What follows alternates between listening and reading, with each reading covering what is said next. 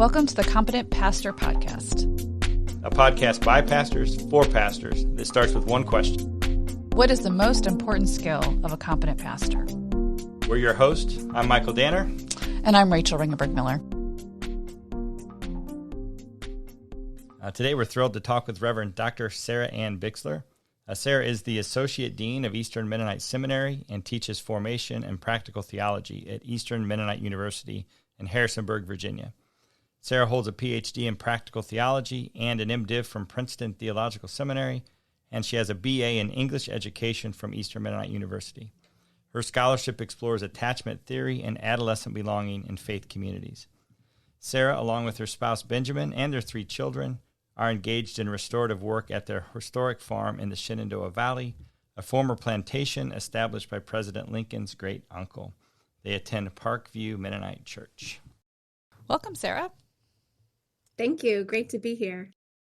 So first, we want to hear from you where you are currently, and also why are you interested, why do you care about pastors and pastoral ministry? So I'm the Associate Dean of the Seminary at Eastern Mennonite University in Harrisonburg, Virginia, and I also teach in formation and practical theology here. So much of my work is with persons who are already in pastoral ministry or who are training for it, which is approximately half of our seminary population. So this is something I think about on a daily basis, and I think it's so important. So I care deeply about the formation of persons who will lead and guide and walk alongside others in congregations. And when you say formation, what does that look like at EMS?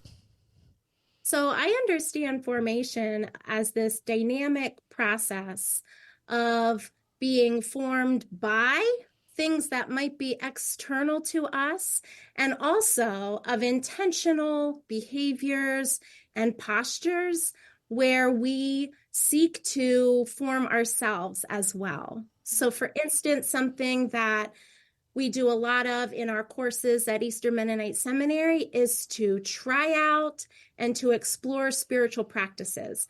These are ways that we can intentionally posture ourselves to hear from God, to notice what God is doing in the world, and to experience God's presence within ourselves as well. We also reflect on the ways that communities and experiences in life impact us and shape us as well. And so it's this dynamic process of engaging in intentional things that we hope will shape us into people God is calling us to be, and also reflecting on some things that might be out of our control that impact us as well. All right, so now we're going to jump into the question that we ask every guest, which we prompted you on. So in your opinion, what is the most important skill of a competent pastor? I think the most important skill is called mind sight. So this is a technical term, and it comes to us from an intersection of psychology and neuroscience. And I'm going to explain it because it's really something that has brought together a number of things that were intuitive for me in my own years of pastoral ministry, and also things that I didn't quite understand what they were or skills, how to get them, but I sensed that I needed them and I needed more understanding. So for me and my experience in ministry and my studies, this is something that draws together a number of important skills for pastoral ministry. So mind sight, according to a clinical professor of psychiatry, Daniel Siegel, is a term for both how we see our own minds and the minds of others, and our ability to honor differences while remaining connected. So the mind is not merely brain activity, it's this interrelational process, an embodied process of the ways that energy flows within and between people. And our brain is what tends to regulate and interpret that flow of energy and information. So mind sight is seeing or perceiving or trying to understand what's going on in my mind and what's going on in someone else's as well. It's about empathy. It's about insight. It's about recognizing difference and maintaining connection. And mindset has 3 movements to it, according to Dan Siegel, that I think are really important for pastors to practice. They all start with the letter O: openness, observation, and objectivity. So openness, as we know from our own experiences of spirituality and life in the world, is about being present, noticing what's happening right now, and hopefully trying to notice that without judgments that so often jump into our minds, right? Maybe I should say, especially in pastoral ministry, where we hold particular norms and expectations for ourselves and for life in community. Certain things we read in scripture about character and how we're supposed to function in the body of Christ. Openness is simply noticing what's happening right now and holding it without judgment or suspending our judgment as we are open to it and notice it. It's about the ability to be present and to focus on our immediate experience. The second O of mindsight is observation. So we're going to take one step back from the openness. And here we're going to be curious about, where is this coming from? Where is this experience arising from? So maybe I'm having some really big feelings, or I'm noticing some strong emotions in someone else. I'm open to them, and now I'm going to explore, what might that be coming from?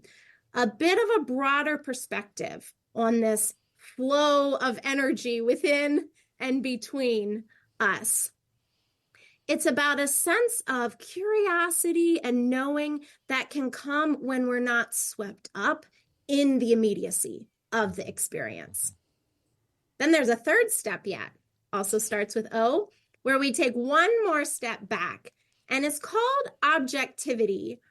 I have a little bit of a problem with this word because as a practical theologian, I don't actually think there is really objectivity.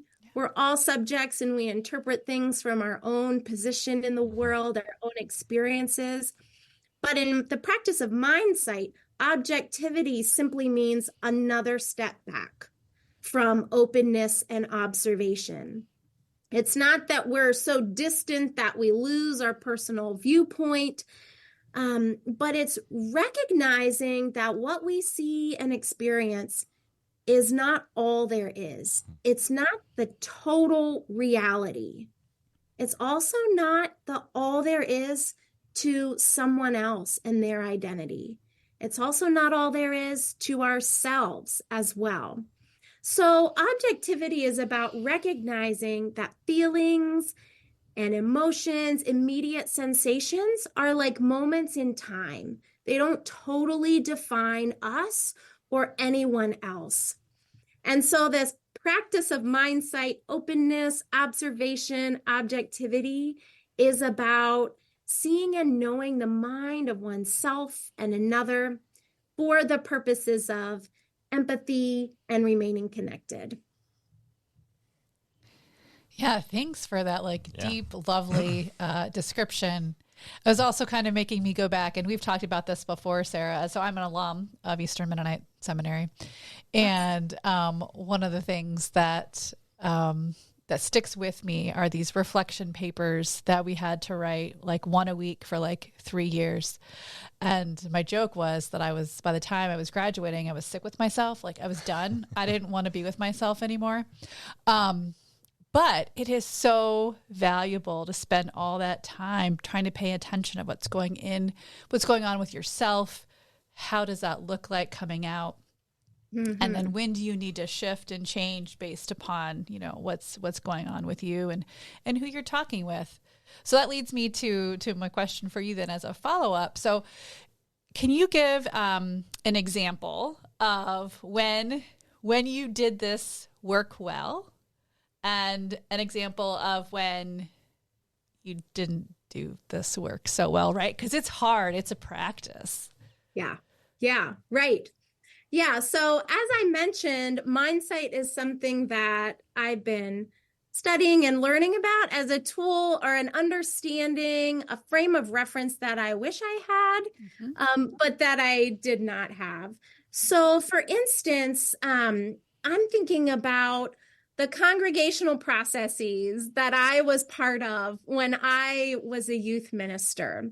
And sometimes in congregational processes, whatever the decision might have been, I can think of examples of we were making staffing decisions.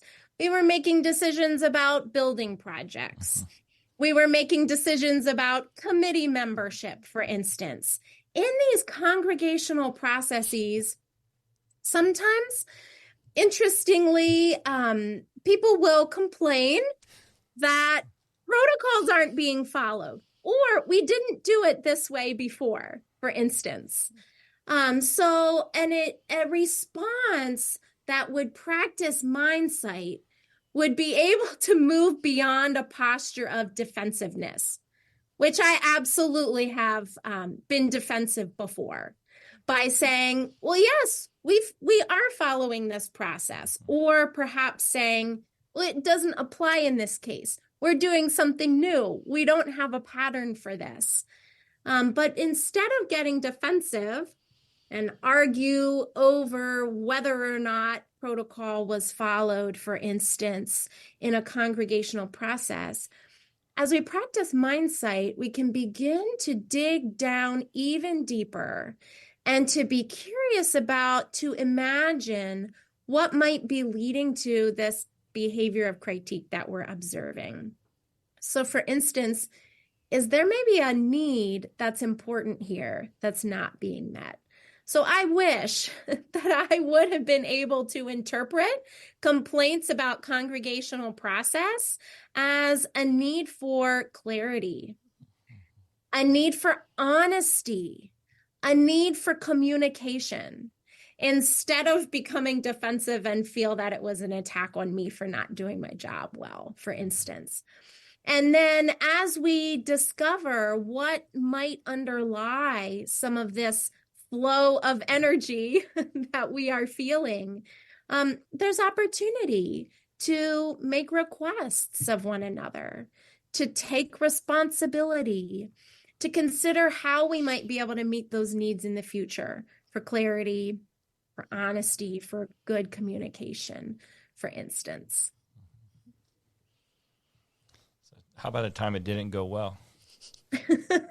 Oh, I thought that's what I was describing, where I was defensive and couldn't interpret it. I guess I kind of included both the what didn't go well, but I wished I would have done differently. Yeah. Yeah. In your experience. Do you want me to describe a little bit of, one or the other? It's okay. I followed you. I followed you, Sarah. It's just Michael over here. It's just me. I was over here.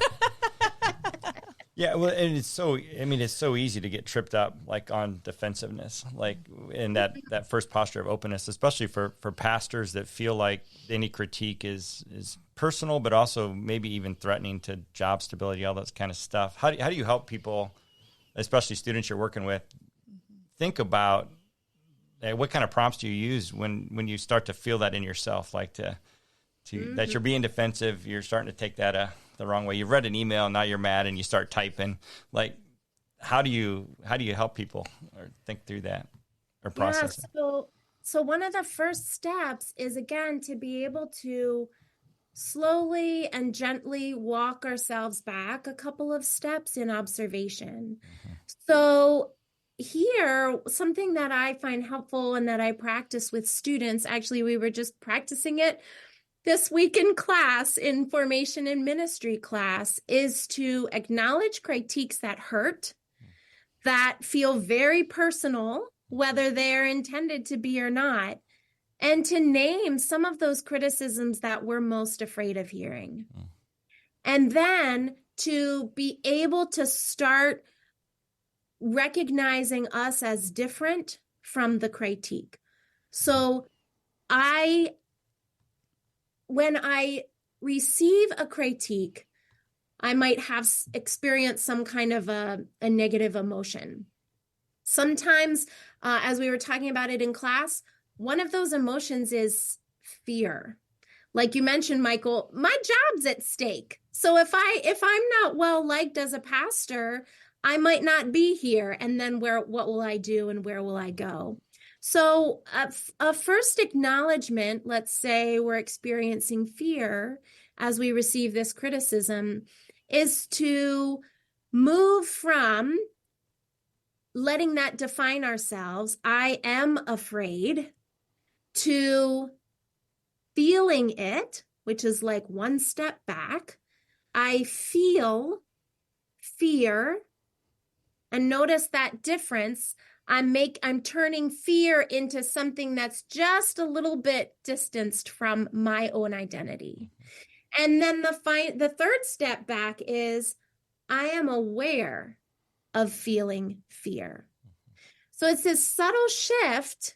And again, it can take a little bit of time in prayer and in silence to feel the feeling and then to be aware that we're feeling it and to differentiate ourselves from that feeling. And then with that little bit of distance, I think we're able to then start to get underneath of this. Why do I feel fear when this comment comes up? What's important to me that feels like it might be under threat? And once we can get a sense of our own, those needs that are giving rise to our own feelings, we can then start to practice empathy for someone else. And why might they have made this comment? What do they need or value that they're apparently not receiving in the sermon that I preached, for instance? Right? Because most of the time, I mean, there are some critiques that are obviously about you and you need to work through as a pastor, but sometimes it's actually not. And so kind of what I hear from you is kind of that, wait 24 hours before you respond and then do some of that work that you just described. It's more than just like, let me just wait to respond. It's also, I'm going to wait and respond and do some of the self-work so that when I do respond, I've kind of shifted through all the feelings within my body and then am able to go ahead and move forward with this person and hopefully a more healthy way than I might have otherwise. Right. And it takes time.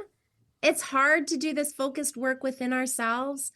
It's interesting now because when I read the Gospels with this particular lens of thinking about mindset, I imagine Jesus doing something like this a lot. Well, think of all the critiques that he received, all of the judgment that was placed upon him, all of the resistance and pushback to his ministry. We see him going to a secluded place a lot. We see him rising early to engage in prayer. It takes an enormous amount of inner resources to continue showing up day after day in ministry the way that Jesus did, to remain present to other people and to practice compassion. And I think that he was cultivating that inner strength in that time that he spent alone. And he was always looking for it. Sometimes the crowds followed him so much and he had to postpone it for a little bit, but he did not give up on that practice. And in some of the most crucial moments of his ministry that we read about in the Gospels, we see that he's taking that time to do that work in the presence of God in solitude.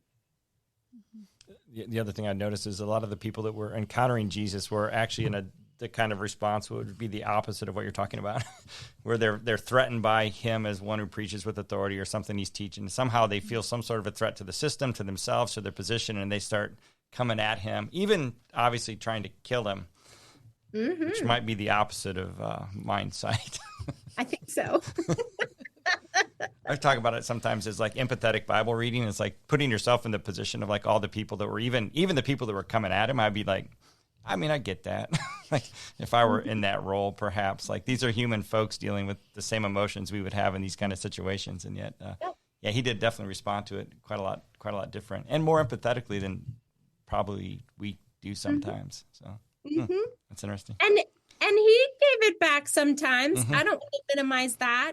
We don't get a totally purely nonviolent picture of Jesus from the Gospels, as much as we might want to look for that as Mennonites. He said some mean things, and he acted out with physical force sometimes. But his deep underlying value of justice and of proclaiming release for the captives, I think we definitely see in his ministry, and his attention to people who were marginalized and who were being oppressed by those who were in power, I think was made possible and sustained by that continuing time that he spent alone. Yeah, one of my favorite stories of Jesus to talk about with other pastors, is that, after the feeding of the 5,000, then Jesus is trying to like get away, right? And so eventually he sends the disciples off in their boat, and he's like, see you later, guys. And then he goes, and what I think is super fascinating about this story is that when the disciples see Jesus the next day, they don't recognize him. He looks like a ghost. And of course, there's multiple ways to interpret the story. But when I think about what we're talking about now, I think about how like perhaps he was so exhausted and so tired that when they saw Jesus refreshed and ready to go again, like they didn't recognize him, because there's also a physical change in you when you take that opportunity to do some self-reflection and to care for yourself. You do just physically look different. And so I just kind of wonder sometimes, why did they think he looked like a ghost? Was it that he, finally had that time away? And he was walking on water. I mean, he was also walking on water. That's a very important piece of the story, too. Strolling across that would the Sea of freak me Galilee. out a little bit.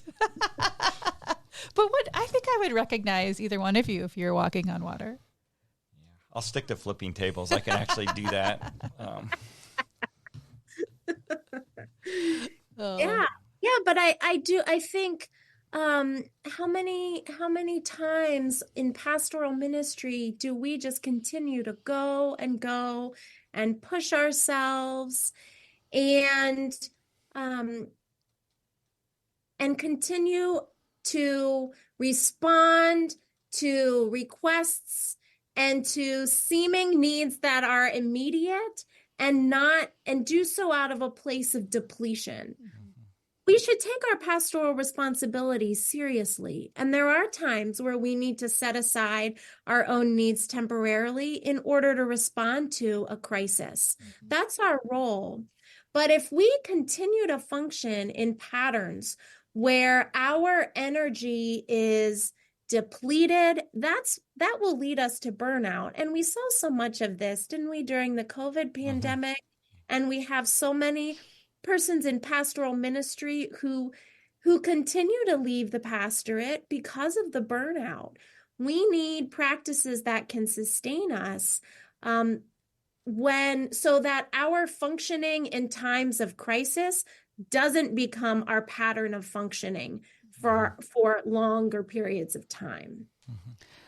Yeah, and that makes me think about kind of a disconnect that I hear from pastors and then what they experience in their congregation. So that in seminary, they learn that, they need to take that time, this mindset, like I got to set my boundaries and be ready so I can fully enter into this ministry.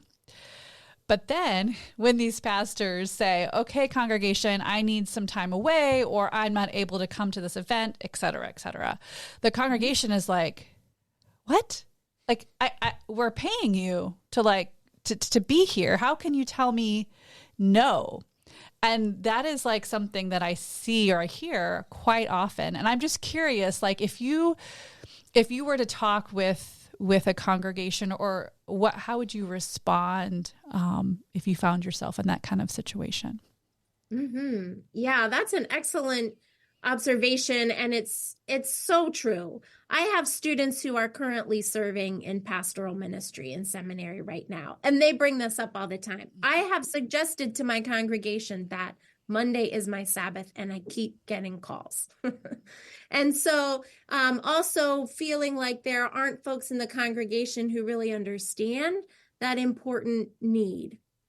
I think that our entire culture in congregational life needs an orientation around rest and renewal and action. Mm-hmm. And when so the pastor's time and boundaries are one aspect of this. We also have another whole aspect in congregational life, that's committee work and congregational meetings and expectations of volunteers. And we also have programming that we offer, and often we create more programs and don't do the hard discerning work of, do we have the bandwidth for this? Mm-hmm. And if we add this, is there something else that we're going to let go because that's no longer central to the work, to the missional work that we feel called to in this particular time and place? So for me, I like to think about this and encourage my students as well to think about it as a whole culture of, we might say, Sabbath keeping across congregational life. So it's not just the pastor trying to protect the boundaries carefully of when to have time off, but there's actually consideration for how does our entire congregation function according to these patterns of renewal and of activism. Yeah, I've noticed a lot of, like when I was conference minister, especially, a lot of congregational cultures were really shaped by unhealth at pastor, like unrealistic expectations, and also pastors who felt like their job was just to be doing everything all the time. Oftentimes when they got paired with an associate pastor who had some self-awareness and some boundaries, they would be in conflict within about 3 months. It happened like clockwork. It's like, this person isn't coming in on Saturday because it's their day off, but we need them to fold the bulletins or whatever. That's a silly example, but that kind of thing where we've conditioned whole congregational systems to actually expect unhealth out of the pastors by the way pastors have responded and the way they've approached ministry. So what you're saying is really helpful, and really hopeful that folks are learning how to do this. But it's also hard to change like congregational culture, Yep. Yeah. I'm sorry. Oh, go ahead. Yeah. And if I am feeling like I'm giving 150% in my work or in my volunteerism in the congregation or in my ministry, it actually can feel threatening to have someone else who's trying to create boundaries and differentiating themselves from that unhealthy system. And so there can definitely be a lot of pushback to this from people who, again, if we take a couple of steps back, have deep unmet needs for rest themselves, and they have been pushing themselves, and so expect everybody around them to live that sacrificially as well. Yeah. One of the shifts we made, it was last year, right, Rachel, to the pastor salary guidelines is redefined the expectation of the work week for the pastor, which had read for, I'm guessing, forever. Time and eternity. Since Moses came down off the mountain. Exactly. You worked 45 to 50 hours a week was what it said. Yes, and it did. We shifted that to 40. And frankly, there were some people that lost their minds, in the emails we got, well, and I'm actually still working with folks on that, right? Yeah. So there's this idea that a pastor also volunteers their time as well. They're a volunteer just like the congregation people volunteer. And so that's like a boundary setting, right, for the pastor and for the congregation to learn that there is a different relationship going on. but it's also very hard to shift culture, as Michael's saying.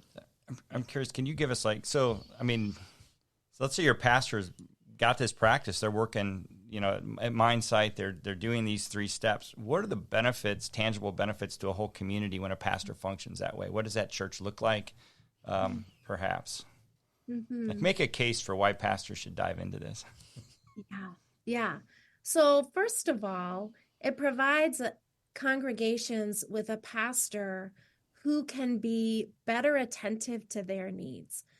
So perhaps ironically, the more attentive we are to ourselves, not the more selfish we become, but the more empathetic we become. So there's a shift there that I believe happens, that the quality of the pastoral care goes up, and also the ability to navigate conflict increases as well. So again, whenever the pastor, or hopefully others in the congregation as well, are working on that, are doing this internal work, it can actually help to diffuse some of the tension that escalates when none of us are at our best and when we are out of touch with ourselves. It also can create a rise in conflict, though, first, right? Because anytime in a system, one person does something differently, it's going to unsettle the expected behaviors and the patterns that had been going on. So this is hard work. When the pastor takes a differentiated stand, it can unsettle people. And so again, there are definitely benefits to this kind of a posture. But as you said, it really is about an entire cultural shift from the ways that I'm afraid many of our congregations set up expectations for our pastoral leaders. Yeah. It's a very, beautiful and hopeful way of looking at congregational ministry. And I think, too, gets to this idea, especially from an Anabaptist perspective, that we're all doing ministry together, right? Like the pastor is an important piece, right? But they're not the only ones doing ministry, right? Ministry happens between 2 people at least, or 2 or 3 are gathered, sort of a thing. So I like how we're talking about the whole system there. Yeah. One question that came to mind. And so how does this then, how do you, within this framework, how do you then step into those situations where actually there's harm being done by a congregational member, some accountability needs to happen? Sometimes I will see pastors that they love the openness and the non-judgment and the observation stuff. And then it's like, yeah, but you actually have to do something about that. Like where does that fit in, or how does this even help shape how you work at accountability within the congregation, especially in the cases where there's harm being done or any of those kinds of things, injustice kind of stuff? Yeah. So I'm envisioning this process as something that gets us to the point where that excellent work of discernment for appropriate action is possible. Okay. So when we are in the midst of being swept up in our emotions, our reactions, our feelings of being threatened or afraid, we're not able to clearly discern where harm has occurred, what obligations might have been created by those harms, what needs were violated or continue to go unmet. So when we're able to take a bit of this perspective and stepping back a little bit, that's where we have the clarity for the discernment to happen. And so it's really, you could say MindSight prepares you for action and responsibility taking. Okay. That's fantastic. Okay, so somebody listens to this, they're like, I'm down with Sarah. How do I learn this? Is there stuff that is there stuff at EMS, at short courses they can audit, degree programs, kind of plug opportunities for folks to actually learn more about this? Yeah. So the courses that I love to teach so much at Eastern Mennonite Seminary are in our formation sequence. Rachel, we don't quite have people writing weekly reflections. I mean, that's probably fine. As you might remember them in years past. But we do a lot of reflective work. And so in our formation classes, in addition to myself and other professors who are trained in some of these methods, we also have spiritual directors and persons who are in active ministry serving as small group leaders to further give opportunity for reflective processes for practicing this. So that's an option in the graduate space. And our formation courses can be taken for credit as part of degree programs. They can be audited as well. But we also have short opportunities, webinars, evening lectures, workshops that are a couple of hours in length, both on our campus and offered online by a new initiative at Eastern Mennonite Seminary called the Shalom Collaboratory, because we believe these practices promote a sense of wholeness and peace, and that is what God is calling us to in our communities of faith. And so those opportunities are listed at emu.edu/shalom. Thank you. Yeah, thanks, Sarah, for listing all that out. And maybe when we put in her bio or the description, we can drop that link in there too, so people can find it and they can kind of continue this work. It'll be in the show notes. It'll be in the show notes. Yes. Yes. Well, thanks, Sarah, so much for joining us. It's so fun to talk with you and hear all the things that you're thinking about, and help us to think about what does it mean to be a pastor within Mennonite Church USA. So thank you. Thanks. Thank you. My pleasure.